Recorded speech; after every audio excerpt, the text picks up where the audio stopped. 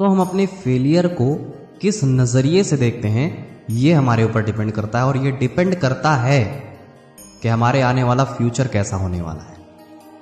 जो पॉजिटिव सोच रखने वाले लोग होते हैं उनके लिए उनका फेलियर एक सफलता की सीढ़ी की तरह काम करता है, जो उन्हें सीख देता है कि उन्हें ये गलती दोबारा नहीं करनी। और वहीं पे जो नेगेटिव सोच वाले लोग होते हैं उनका फेलियर उनके लिए एक बैरियर की तरह करता है काम, जिससे वो शायद कभी पार करके आगे बढ़ ही नहीं पाते हैं, उसी में रह जाते हैं। इसकी वजह से वो फेलियर कहलाते हैं।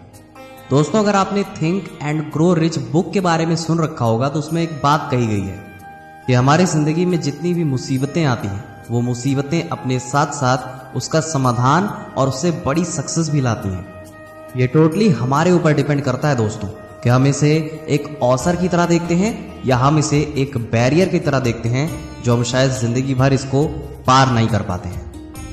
इसी चीज को समझने के लिए आज आपको जो मैं स्टोरी सुनाऊंगा वो बहुत ही ज्यादा अच्छी है दोस्तों, आपको इसे अंत तक सुनना चाहिए, मैं तो यही रेकमेंड करूंगा।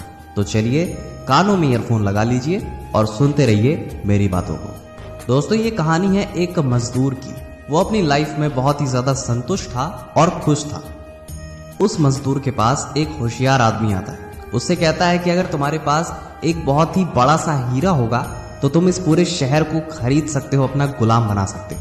और अगर तुम्हारे पास ऐसे ही 20 हीरे आ जाएं तो तुम पूरे देश को खरीद सकते हो। ये बात कह के वो आदमी चला जाता है। लेकिन वो जो मजदूर था वो अपनी लाइफ में जो खुश रहता था वो रात भर सो ही नहीं पाता है, उस व्यक्ति को बात को याद करता रहता है कि अगर मेरे पास हीरा आ गया तो मैं राजा बन जाऊंगा, तो मैं किसी भी चीज को खरीद सकता हूँ, वगैरह वगैरह। दोस्तों, वो असंतुष्ट होने लगता है अपने कामों से, वह दुखी होना स्टार्ट हो जाता है। जब आप खुश होंगे अपने कामों से तो आप असंतुष्ट हो ही नहीं सकते हैं। लेकिन अब वह मजदूर अपने काम से भी असंतुष्ट रहने लगा।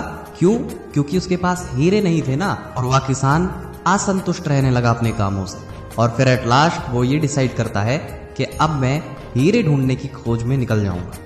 वो जिस देश में रहता था वो अपने पूरे देश का चक्कर लगाता है, हर जगह जाता है, लेकिन उसे हीरा नहीं मिलता है। वह दूसरे देश में भी जाता है लेकिन वहां भी उसे हीरा नहीं मिलता है। और वो जैसे ही अगले देश में जाने की तैयारी करता है तो वो पूरी तरीके से थक जाता है। वो शारीरिक मानसिक हर तरीके से टूट चुका था, थक चुका था, उसकी हिम्मत जवाब दे गई थी। फिर दोस्तों वो इतने सारे पैसे खर्च करके आ गया था और दोस्तों वो जाने के पहले अपने खेतों को भी बेच देता है। और दोस्तों इतना ही नहीं, वह मजदूर जब अपने घर से निकल रहा था तो उसे खूब सारे पैसों की भी जरूरत थी, जिसकी वजह से उसने अपने घर को भी बेच दिया था, अपनी जमीन को बेच दिया था, जिसकी वजह से उसे इतना ज्यादा तनाव था वो आत्महत्या कर लेता है। और वहीं पे दूसरी ओर उस मजदूर की जिसने जमीन खरीद रखी थी उसके पास ढेर सारे गाय भैंसे थी। वो अपनी गायों को पास में बहने वाली नदी में से पानी पिला रहा होता है, तभी उसकी नजर पड़ती है एक चमकीले पत्थर पे। वहां पे कई सारे ऐसे पत्थर मौजूद थे। सुबह का समय रहता है, जैसे ही सूर्य की रोशनी उन पत्थरों पे पड़ती है तुरंत ही इंद्रधनुष जैसे वह पत्थर जगमगाने लगते हैं। उसे लगता है यह पत्थर बहुत ही खूबसूरत लग रहा है, उसे सजा देना चाहिए अपने घरों में ले जाके। और यही सोचकर इन ढेर सारे पत्थरों में से एक पत्थर उठा के अपने घर में ले जाता है। फिर वह होशियार व्यक्ति उस व्यक्ति से पूछता है क्या इस जमीन का मालिक जो वह मजदूर था वो यहाँ पे है या नहीं है। फिर जो नया मालिक रहता है वो कहता है नहीं, मैंने उसे जमीन बेचने के बाद आज तक नहीं देखा। और फिर वह समझदार इंसान उससे बोलता है कि ये कोई तुम्हारे हाथ में पत्थर नहीं बल्कि एक हीरा है, इससे तुम बहुत कुछ कर सकते हो। और उस मजदूर को भी मैंने इसी हीरे के बारे में बताया था क्योंकि उसकी जमीन में ये पाया गया है। और फिर वो जो होशियार इंसान रहता है उसमें से एक पत्थर को लेता है और उसे टेस्ट करने के लिए भेज देता है कि ये सच में हीरा है या कोई पत्थर है। और फिर पता चलता है वहां पे कई सारे हीरे दबे होते हैं। यहाँ पे आप समझ सकते हैं कि वह जो मजदूर इतने सारे देशों में चला गया था और एट लास्ट सुसाइड कर लिया उसने, उसके जमीन में ही सैकड़ों की तादाद में हीरे मौजूद थे। वो इससे देश नहीं बल्कि पूरी दुनिया का सबसे अमीर आदमी बन सकता था। दोस्तों, इससे हमें सीख मिलती है कि उस मजदूर का नजरिया अगर सही होता तो उसे महसूस होता कि जिस जमीन का मालिक मैं हूं वो बहुत सारे हीरों से दबा हुआ है, कि मैं जिस जमीन पे खड़ा हूं और वो जमीन मेरी है उसके नीचे कई सारे हीरे दफन हैं। दोस्तों, जो अपॉर्चुनिटीज होती हैं वो हमेशा हमारे पास ही होती हैं, निर्भर हमारे ऊपर ही करता है कि हम इसे पहचान पाते हैं या नहीं।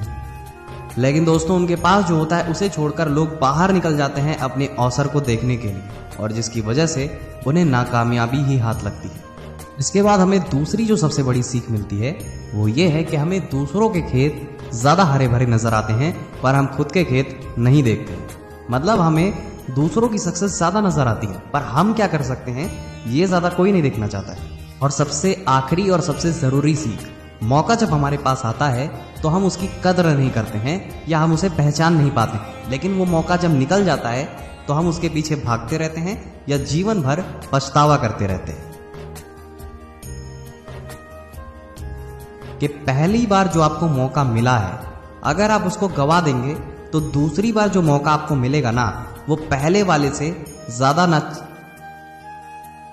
तो जो पहले, और मेरी एक बात याद रखना कि ज्यादातर आपको जो पहला मौका मिलेगा वो आपके दूसरे मौके से कहीं ज्यादा होने वाला है।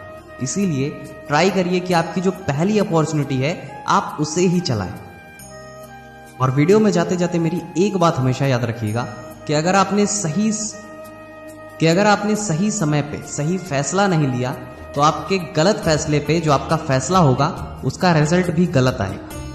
दोस्तों इस स्टोरी से हमें सीख मिलती है कि हमारे सोच से हमारा नजरिया बदल सकता है और हमारे नजरिए से हमारी सोच बदल सकती है।